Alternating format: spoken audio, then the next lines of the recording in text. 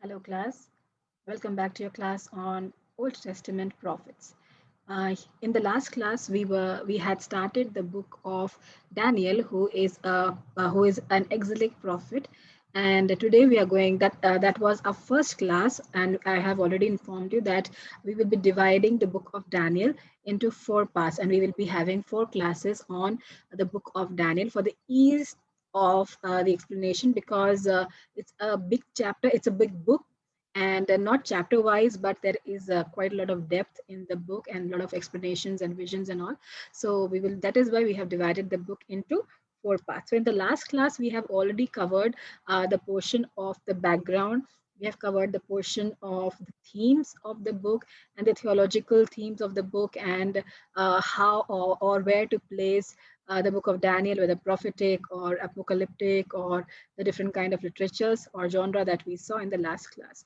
Okay, so that is what we saw, and we also saw about Daniel, whether we can call him a prophet or we can call him a statesman. Okay, so there is a confusion, or there the scholars have not come to to a point where they agree that whether prophet Daniel or Daniel is a prophet or he is a statesman. So he's definitely a statesman, but his book does contain a lot of visions and prophecies. So that's why in the Hebrew structure it was placed in the Ketubim, but in the Greek and the English, the Christian structure that we have of the Bible, it is placed in the prophetical sections among the major prophets. Okay, but still, whether he is a prophet or not, whether he's a part of major prophet or not, it's still under consideration, and still that is why the popular view is that he is not among the major prophets, but nonetheless he has prophetic writings in his book, or prophetic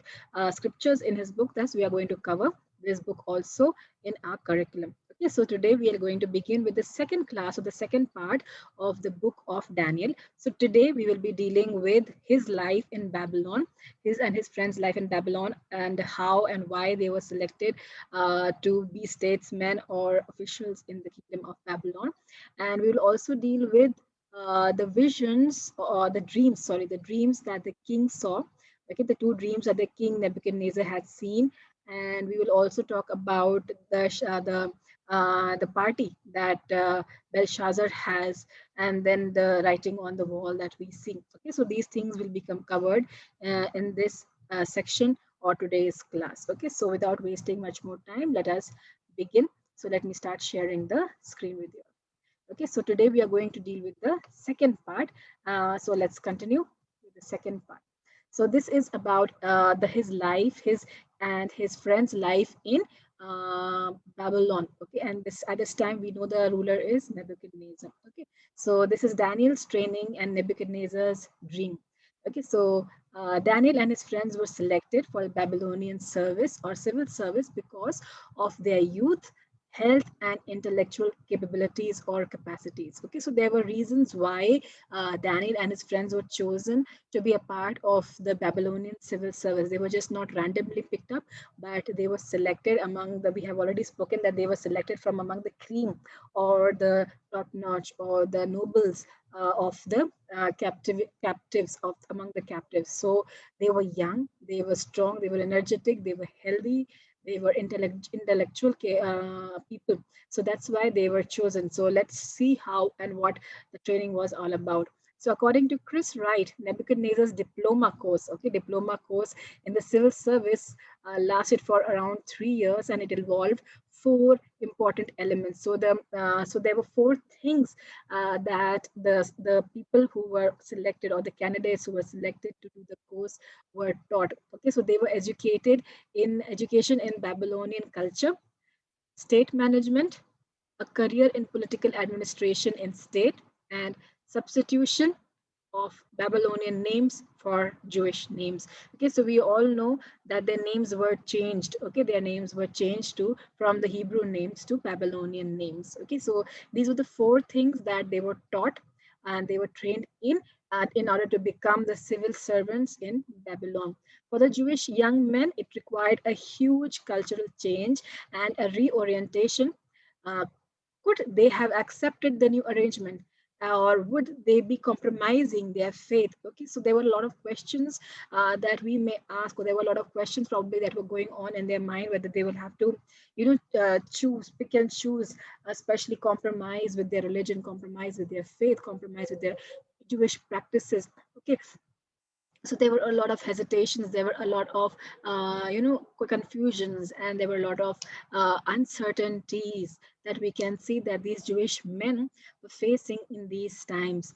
We see that Daniel and his friends actually accepted three out of the four requirements. They said yes three times and they said no once. Okay, so we can see that they were bold, they were strong, and they were courageous men who could say no to the king and his officials, even in this case where they were being trained and where they were under captivity. So they said yes to pagan education, where they will be taught about the pagan religion and pagan system of education literacy.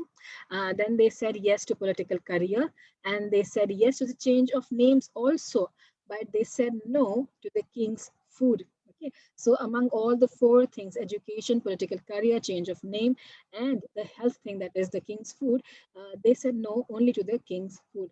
So they were all taught in all different languages and literature of Babylonians. Okay, so they already knew Hebrew and they already were well acquainted with their own language. Now they had to learn a new language, some new languages which were used in Babylon. Okay, and some new literature, about the new literatures, about the studies and about the literature of Babylon, the stories and the culture and the traditions and all those things of the Babylonians, and the new language of the Babylonians. So they were supposed to learn all these things. So they learned, they were trained in the culture, they were trained in the civilization, they were trained in the knowledge, they were trained in everything, education of the Babylonian structure. Okay, so Mesopotamian civilization was one of the greatest of this ancient world and had made great advances in literature, mathematics, astronomy, and primitive science, but it was interwoven with all features of polytheism. So, as we have to understand, as the Hebrew culture, the Jewish religion, it is also the education system and the civil life and the medical life and everything is actually interwoven with their religion. Okay, even in the Jewish culture, it is like that. But we can see even in the Mesopotamian civilization, even this area, this region where they were living in, so there was a lot of advances, there was a lot of growth and development, especially in the streams of literature, mathematics, astronomy, and science and everything. But everything was interwoven with polytheism or religion. Okay, so it's quite similar, as you can understand. So it was full of magic and occult practices, astrology, with all superstitions, and accompanied with ancient pseudoscience. So Daniel and his friends did learn all these things when they were there in Babylon. Babylonian education was a mixed bag. Okay? Though much of it could be accepted, but much of it could not be approved by monotheistic Jews. But these four youth did not only applied themselves to it, but they also did better than the rest of their Babylonian peers. So they did. We have to remember they said only no to the food, to the rest of the practices, or to the rest of the educating things, to the rest of the culture, tradition, and everything. They said yes, and they followed everything according to what was taught to them. So they did learn some things which we would sit here and say it was not appropriate, but they did do that. But the only thing that they did not accept was unclean food from the king's table. The only thing they said no was to the king's table, as they resolved not to defile themselves with the royal food and wine. There were three reasons for this, for them to say no to the royal food. So the reasons are as follows: the food would have been we would have not been kosher. Sorry, the food would not have been kosher and unclean by the Jewish Levitical system. So kosher means that the last drop of blood will also be drained out from the body of the animal before it is being cooked. So they cannot eat blood. Okay, as Jews, they are not supposed to eat blood because blood represents life. so they cannot take life and they cannot have it. Okay, so the food probably might not have been kosher meat, and it would have been unclean from the Jewish Levitical law standards. It would have been, the second reason is, it would have been offered to idols before reaching the palace kitchen, hence contaminated. So they were worried that the food might not have been kosher. Secondly, it would have been offered to idols before it reached the kitchen of the palace or the king's kitchen. So it was contaminated by other gods and goddesses or idols. So the third thing is, it would have been symbolized covenant loyalty to the king. Okay, so while eating with the king at his table, it would have been that they are showing loyalty, covenant loyalty, like they were having a covenant with the king. So they were only supposed to have covenant with the Lord, the Yahweh, but they were not supposed to have covenant with other kings and kingdoms in this sense of loyalty. Okay, so they were probably, it was symbolized, eating together actually symbolizes loyalty. Okay, and that kind of treaties that we tie with the other people or other fellows. So we can see that they chose not to eat at the table of the king, or the food and the wine from the royal kitchen. So they requested the chief official to allow them to have vegetables and water instead of the mutton and the meat and the non-veg and the wine. So though the officials were reluctant, but the Bible tells us that God caused them to show favor and sympathy on Daniel and his friends, and the officials agreed to test them for a period of 10 days, or allow them to eat just vegetables and water, and they have to prove that they are stronger and better and wiser than the other fellow colleagues who were also being trained, and they were eating from the table of the king. Finally, at the end of the test, they looked healthier and better nourished than any of the young men who ate the royal food. So we have to understand that it's not in the food. Okay, we have to understand it's not in the food. It's not in the veg or the non-veg that even the veg is stronger.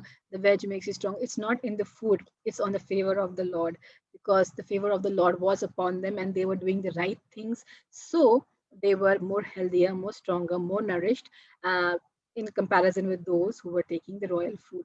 So Christians in India face similar situations as we see, and due to dominance of Hindu and the other cultures, where do we draw the line? So we have to be wise, we have to be courageous, we have to be bold, and we have to be very tactful where we have to draw the line. So we cannot say or give in to every kind of practices that comes our way, but we have to take a stand, we have to take a step, we have to take a foot back. Okay, we have to decide, or we have to distinguish where, to what limit we can go, and where we have to draw the line. So this is very important, and there are some references in the New Testament also, especially in the letter of First Corinthians chapters 8 to 10, where Paul is talking about food offered to idols. Okay, with the successful training, Daniel and his friends were employed in the Babylonian civil service in different posts. But soon we can see a disaster strikes them. The king had a dream.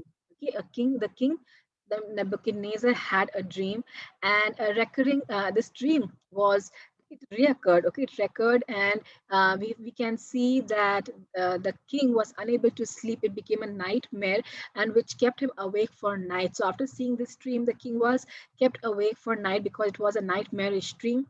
The king, though, could not recall the dream, but it kept him awake. The fear of the dream kept him awake. Okay, so the king called for all his magicians, enchanters, sorcerers, astrologers, and all the wise men to interpret or to tell the dream and its interpretation also. So, if the king would have remembered the dream, it would have been easier for his men to interpret the dream, because they had, in those times, they had catalogs, in those times they had manuals, in those times they had books in which they knew how to interpret dreams. Okay, and they knew the ways of interpreting dreams those days. So, but the problem was that the king did not even remember the dream, but the dream was, it was, and it was haunting him. So he called all of them and he told them, "Tell me the dream and also tell me the interpretation. So the astrologers right away said, no one on the earth can do such a thing. No king has ever asked such a thing from any person on the earth, how wise or how godly that person might be. But no one has ever, none of the kings have ever asked anybody to tell the dream and the interpretation. Also, only gods can do that. Only gods can reveal the dream. As and they said that that gods don't live among men. Chapter 2, verse 10 to 11. The king commanded all of them to be killed. He was so angry and he was so upset with them that he ordered that all his wise men, all his enchanters, all his magicians, all his sorcerers to be killed. But Daniel heard of this. Okay, Daniel heard about this incident, and the person who was supposed to kill all of these men, he asked him to stop and not kill all of these men, and he asked him that he wanted to meet the king, and he asked for some time. So Daniel inquired about what was happening and then came to the king and asked the king for time that he might tell the king the dream and also interpret it. Chapter 2, 14 to 16. So Daniel calls his friends Hananiah, Mishael, and Azariah to join with him in prayer to plead for mercy from God of heaven concerning the mystery. Okay, so why was Daniel so worried? Daniel was worried for his colleagues also. Daniel was worried for his men, the sorcerers, the enchanters, the magician, the all these men also, because they were being killed because they could not answer the dream. So there were two things that he wanted to do. He wanted to prove that his God is the highest, and he wanted to, show the power and the greatness of his God, because he knows only his God can do these things. He knows the truth. He knows the truth of his God. And he also knows that these men could not do that because they were human beings and they did not know the true living God. So they prayed together. Azariah, Hananiah, Mishael, they prayed together concerning these issues for mercy from God, and so that God will reveal this mystery. Their prayer and fellowship is a wonderful example, even for today's church of Christian groups, that we can join together and pray for God's mercy and for his revelations. Daniel's prayer is another good example. The way he prayed is a good example or a good model for us. He says, blessed be the name of God forever and ever, to whom belong wisdom and might. He changes times and seasons. He removes kings and sets up kings. He gives wisdom to the wise and knowledge to those who have understanding. He reveals deep and hidden things. He knows what is in the darkness, and the light dwells with him.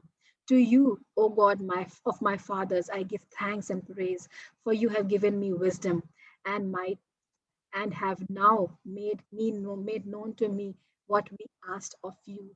For you have made known to us the king's matter. This is very strange. Daniel has just started to pray, and we see that he's thanking God first, praising God first, and talking and worshiping God first, talking to him about his worth, what he is, and how God is, talking about his character. Then he is asking about the prayer, putting the petitions before God, and then thanking him that God has already answered. And this is a wonderful way of praying to God even today. It's a great structure. He begins with praising, okay, and not only towards the end, and only towards the end actually he brings the petition. But many of the time what we do is we start with a petition. We have to remember that God needs praises. We have to praise him, we have to worship him. Okay, and it is we should joyfully do that. It's not only keeping asking God for petitions and needs and everything, but we have to even, you know be with God in a relationship. In his hymn of praise, Daniel affirms two things. First, that God controls history. It's verse 21, God controls history. And the second thing that he says is he reveals his purposes. Okay, so God reveals his purposes. God is in control of everything, and God reveals his purposes. Daniel then goes to the king, and the king asks him about the dream, and Daniel gives a beautiful answer to the king. He says, no wise men, enchanters, magicians, or astrologers in heaven astrologers can show the king the mystery that the king has asked. But there is a God in heaven. Okay, there is a God in heaven who reveals mysteries, and he has made known to King Nebuchadnezzar what will be in the latter days. Chapter 2, verse 27 to 28. So we can see that he tells the king that no one can tell you what you have asked. It's a mystery and nobody can reveal it, but it's only the God of heaven who can reveal the mysteries. And he has revealed this mystery to the king about the latter days to come. He gives glory to God and states that only God can do the great deed. He then relates the dream to him. Let's talk about the dream now, what the dream was, and then we'll talk about the interpretation. Daniel chapter 2, verse 29 to 35. Your dream and the visions of your head as you lay in the bed are these. To you, O king, as you lay in the bed came thoughts of what would be after this, and he who reveals mysteries made known to you what is to be. But as for me, this mystery has been revealed to me, not because of any wisdom that I have more than all the living, but in order that the interpretation may be made known to the king, and that you may know the thoughts of your minds. You saw, O king, and behold, a great image. That means the king saw an image. This image, mighty and of exceeding brightness, stood before you, and its appearance was frightening. The head of this image was of fine gold, its chest and arms of silver, its middle and thighs of bronze, its legs of iron, its feet partly of iron and partly of clay. As you looked, a stone was cut out by no human hand and struck the image on its feet of iron and clay and broke them into pieces. Then the iron, the clay, the bronze, the silver, the gold, all together were broken in pieces and became like the chaff of the summer threshing floors. And the wind carried them away, so that not a trace of them could be found. But the stone that struck the image became a great mountain and filled the whole earth. This was the dream that the king saw, and this is the dream that he relates to the king. What a dream! No wonder it did not allow Nebuchadnezzar sleep for nights. Let's look at the interpretation of the dream. This was a dream. Now we will tell the king its interpretation.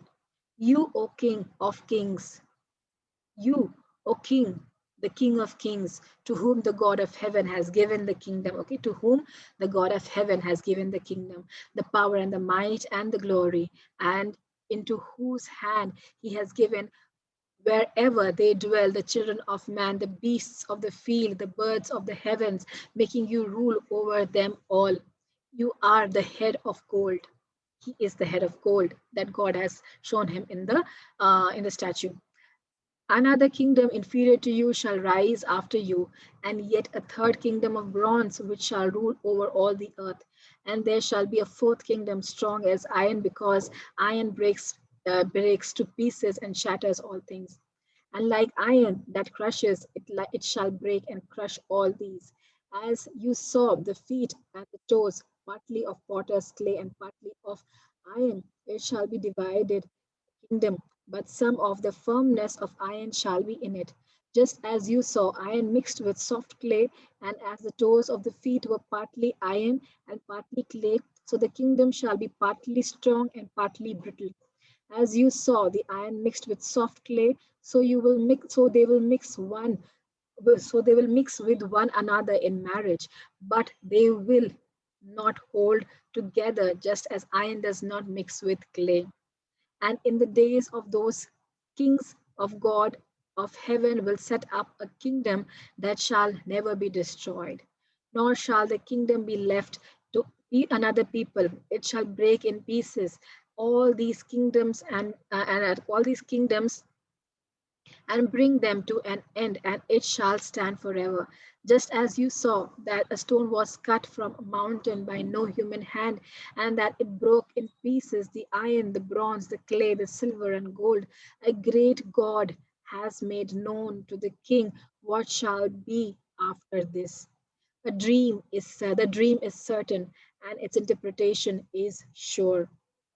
Daniel points out his theological insight that all this golden glitter, power, and glory belong to Nebuchadnezzar only because God has given it to him. It's not by his strength, but it's only because God has given it to him. He will be followed by three kingdoms of lesser value: Persian, Greek, and Roman.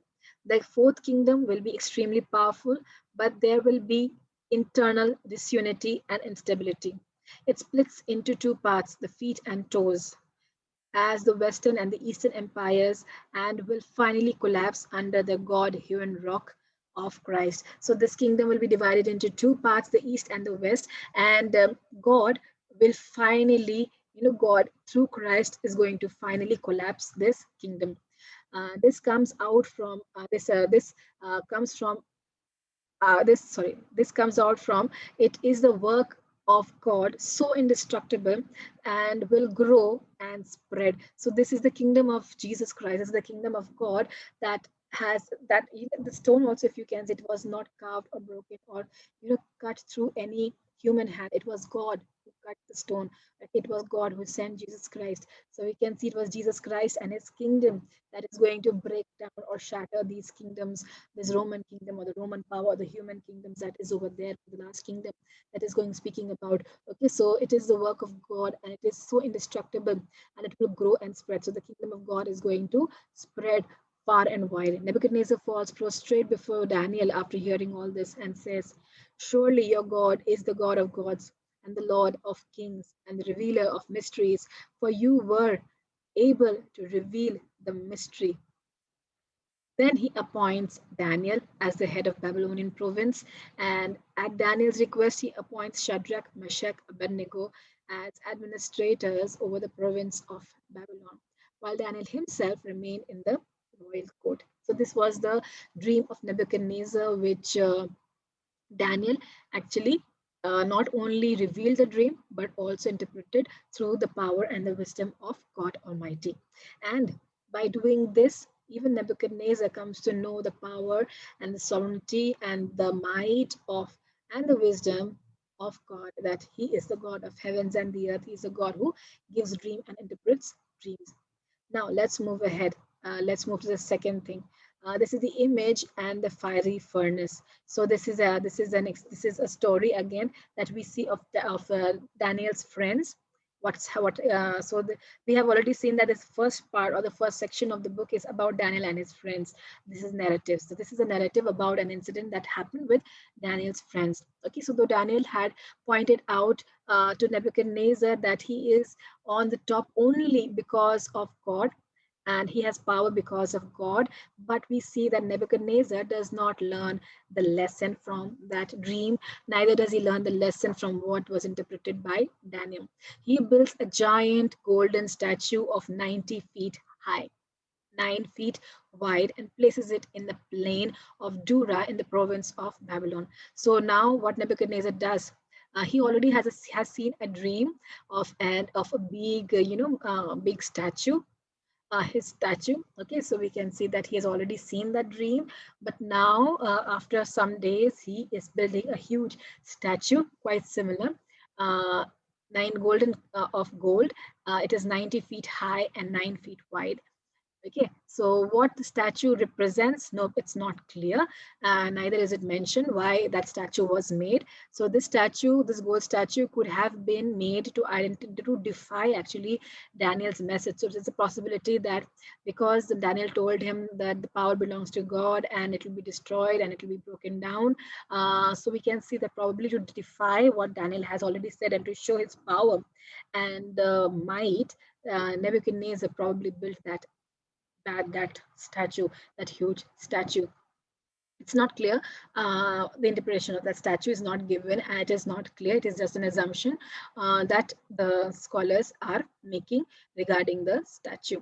Okay. So it could have been that he wanted to say that his kingdom is not going to pass away, and he probably, it might even be the statue of a Babylonian deity or god. So it could have been the statue of king also in those days, because in the Middle East, we can see that many of the kings erected statues of themselves as a subject of worship, or an object of worship. Okay, so we can see that many of the kings did that. Even the pharaohs used to do that, and many of the kings did that, that they erected their own statues and asked people to worship their own statues. So whatever the image it was, we do not know whether the king or the deity or god or whatever, it was meant to unite the diverse empires together, because all had to bow down to it and all have to venerate to it. So he called all the satraps, prefects, governors, advisors, treasurers, judges, magistrates, and all the provincial officials to assemble for the dedication of the image. They all belong to different parts of the empire, different ethnicity. All were asked to, all of them, okay, all of them, these high officials, all of them, they were asked to fall down, prostrate, and worship the image of this gold image that was before them. Or if they do not do that, they will be thrown into the fiery furnace. So to make this to make it more universal, he what he did was he played music from all parts of the empire. So different parts of the empire had their different kind of music or instrument. So he made the instruments to be played from all part of his empire, so that and it from different kind of instruments. So it meant that when this music was played, they had to bow down. The three Jewish officials, Shadrach, Meshach, and Abednego, refused to bow down to this image. There can be two reasons for it. Firstly, if it was Babylonian god, probably if it was a Babylonian god, they would have committed idolatry, and this would have been breaking the law or the command that was given to them in the Ten Commandments, the second command. The second thing, that the reason it might have been why they did not bow or fall prostrate before the image was, the image might have been of Nebuchadnezzar. Okay, so if they fell down and worshipped the image of Nebuchadnezzar, they would be worshipping a man as God, which was more serious. So one place it would be idolatry, in other place it would have been worshipping a man, which was more sinful. The creation, it was creation of God.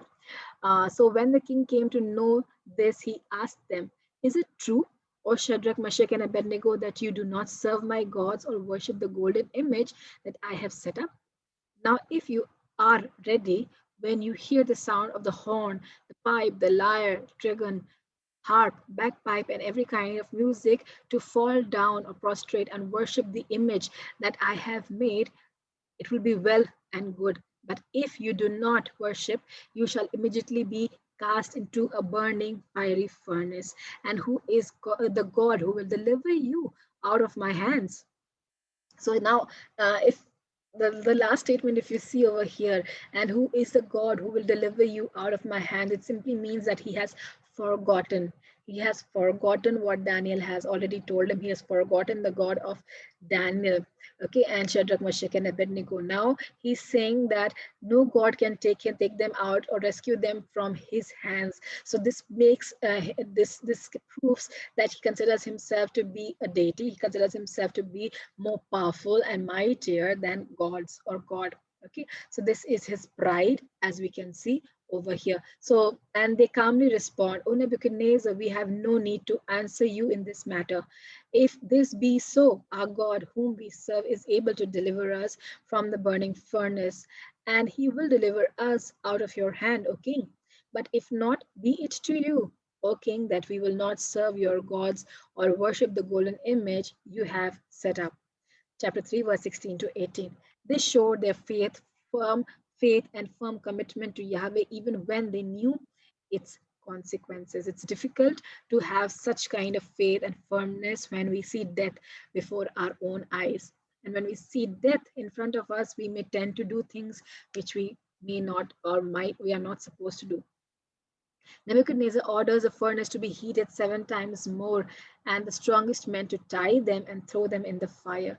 By the fierceness of the fire, the soldiers who threw them into the fire or the furnace died because of the fierceness of the fire. But then the king saw 4 men. Okay, they threw 3 men, but they saw 4 men freely walking in the furnace, unharmed and unbound.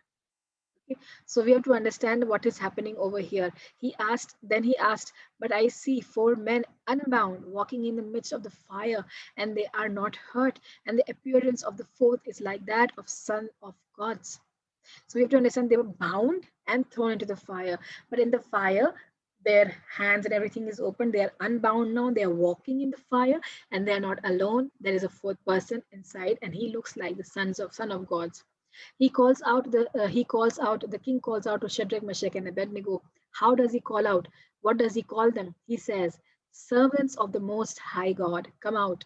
Okay, he calls them servants of the Most High God. He recognizes them as the servants of the Most High God, El Elyon in Hebrew language. We can say that time that Melchizedek used to call. Okay, so we can see that he called them out as servant of the Most High God, and he says, "Come out."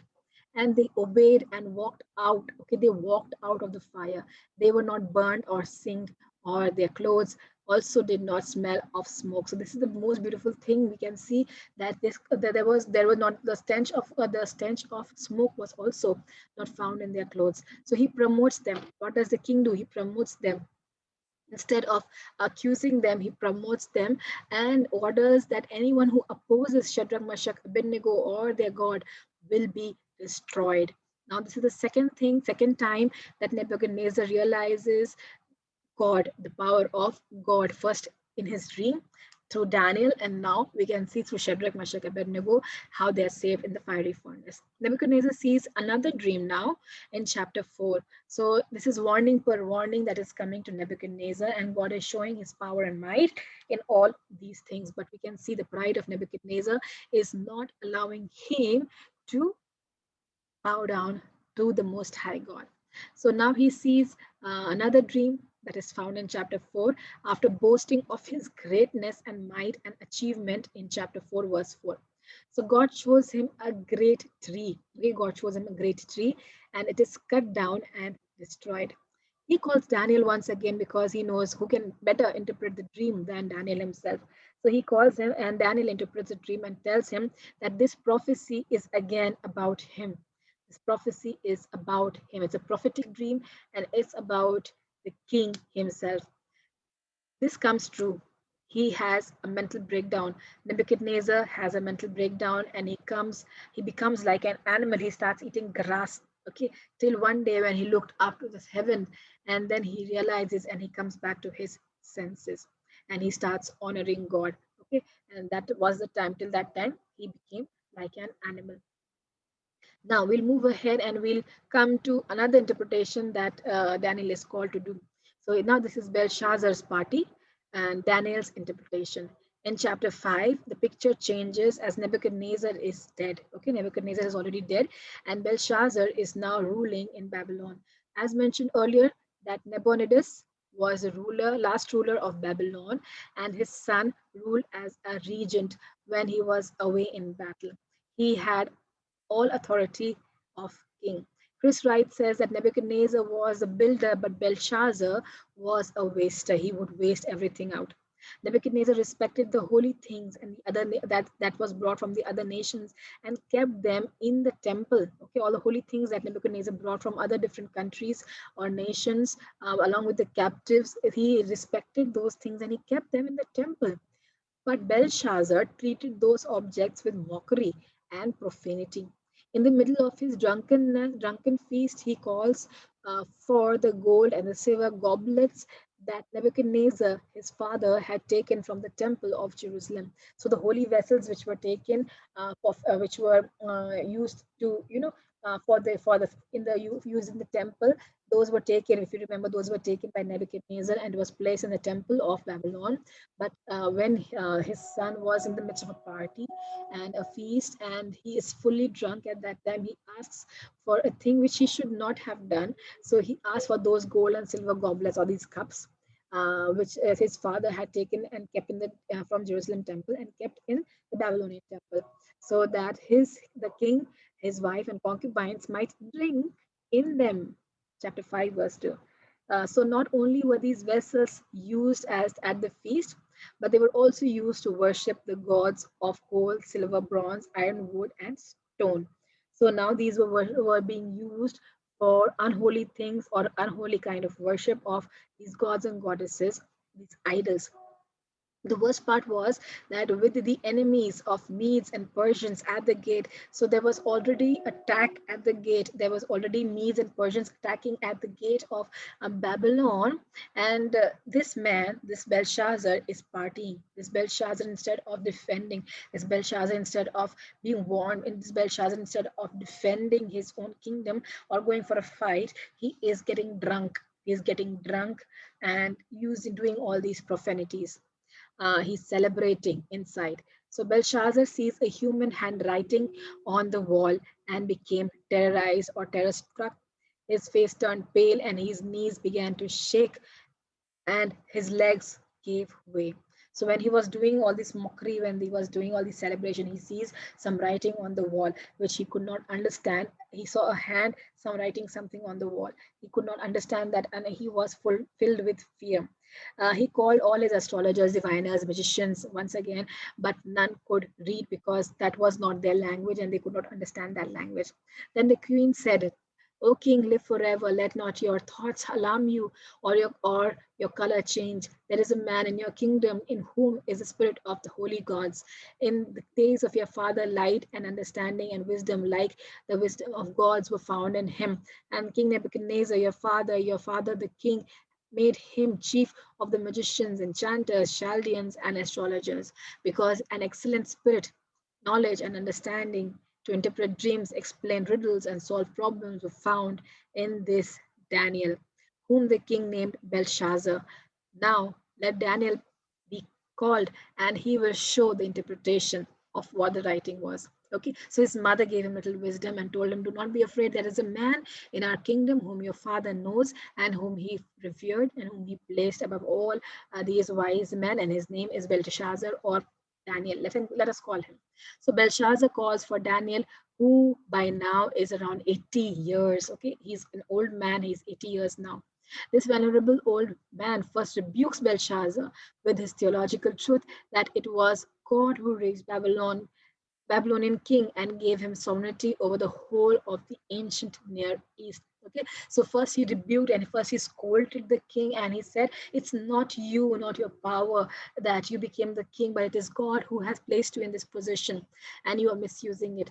Then he told him, and you, his son Belshazzar, have not humbled your heart, though you knew all this, but you have lifted up yourself against the Lord of heaven, and the vessels of his house have been brought in before you, and your lords and your wives and your concubines have drunk wine from them, and you have praised the God of gods of silver, gold, and bronze, iron, wood, stone, which does not see or hear or know, but the God in whose hand is your breath and whose are all your ways you have not honored.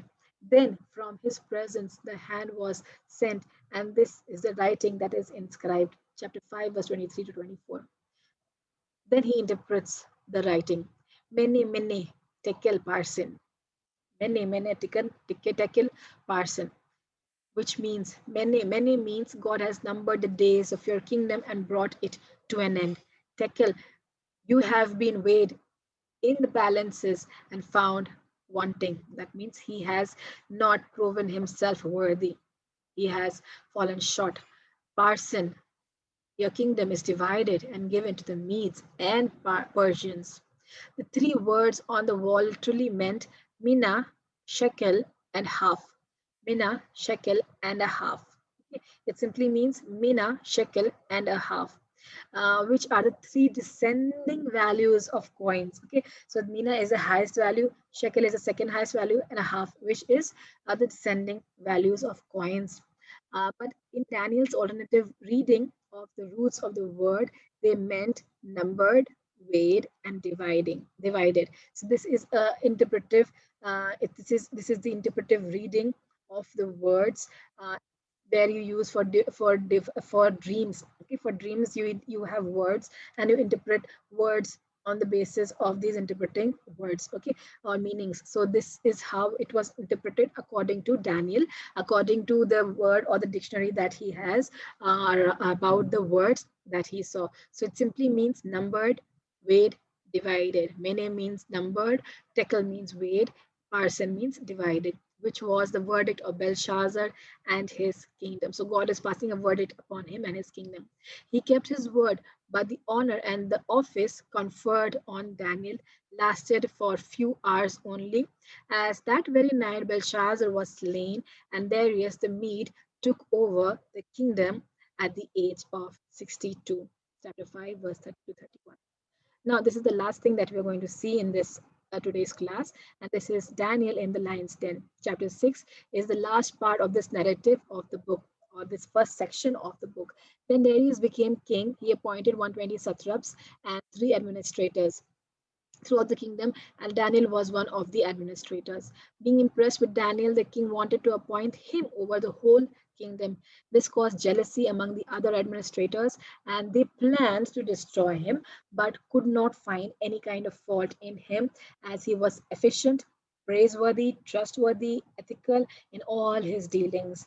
There was no kind of corruption found in him. So we can see that because Daniel placed at a high position, and we can see that because of this, other colleagues who were or other administrators became very jealous of him, because they could not trap him or put him down or pull him down or cut his line, because he was so trustworthy, he was so efficient, he was so, so ethically sound. He did not do any kind of corruption, he did not do any kind of mistake. He was so wise in his dealings. He was so wise and so crisp in his dealings. They realized that they cannot find anything wrong in him or any charge in him, or they cannot catch him in anything until and unless it has to do something with his religion and his God. So this was a clear case of jealousy and racism. Hence they went to the king and they tried to trap Daniel. They went to the king, and after flattering him, they asked him to pass an edict. They say, please pass this edict. Whoever makes petition to any god or man for 30 days, that means for a month, except to you, O king, shall cast into the lion's den. Okay, so they are saying, you have to understand what they're trying to say. So they're praising, they're flattering him, and they are telling him that you are God. Okay, you are God, you are our God, and in your kingdom, how can anyone praise any other God? Okay, how can anyone praise any other God? So that's why they say that if anybody brings any petition to any God or man for 30 days except you, so it means the petition has to come to you, no other gods. Okay, so they are actually elevating him to position of God, and just puffing him up so that he may be filled with pride and start thinking that he is all in all and he is more powerful, and then he may just punish anybody who is doing that. So this was actually against the official policy of the Persian Empire, which granted religious freedom to its subjects within the overall loyalty of Persian state itself. So one of the first acts of Cyrus, as we can see when he came and who he overpowered the Babylonians, was that the Persian, after defeating Babylon, was to that was an edict of liberating the captives and their gods, to permit them to build temples and their gods. Okay, so there was religious freedom found in their kingdom after the Babylonians' rule was over. So part of this edict was found in Ezra chapter 1, verse 1 to 4, but the full policy is recorded in on a stone cylinder called Cyrus cylinder, which is in the British Museum today in London. When Daniel heard of this edict, what did he do? He was not feared, he was not afraid. He's already 80, more than 80 now. He has been worshiping God, he has seen God's favor so much in his life. He went to his house, opened the window towards Jerusalem, prayed 3 times as usual per day. That was his custom. So this was according to the promise of Solomon, chapter First King, chapter 8 to 40, verse 48 to 49. And this they said, if they repent and with all their heart and with all their soul, and in the land of their enemies who carried them to as captives, and pray to you towards their land which you gave them to their fathers, the city that you have chosen, and the house that I have built for your name, then here in heaven, your dwelling place, their prayer and their plea and maintain their cause. So he simply says that Solomon has written, Solomon prayed this prayer that if anybody is taken into captive and they are taken into captive in the future, and if they truly repent in their heart and they turn towards the city of Jerusalem and they pray, okay, and they pray, so May the Lord listen to their prayer and he may answer their prayer. Okay, so this is what that prayer of Solomon, and this is probably what um, Daniel was following because they were in captivity.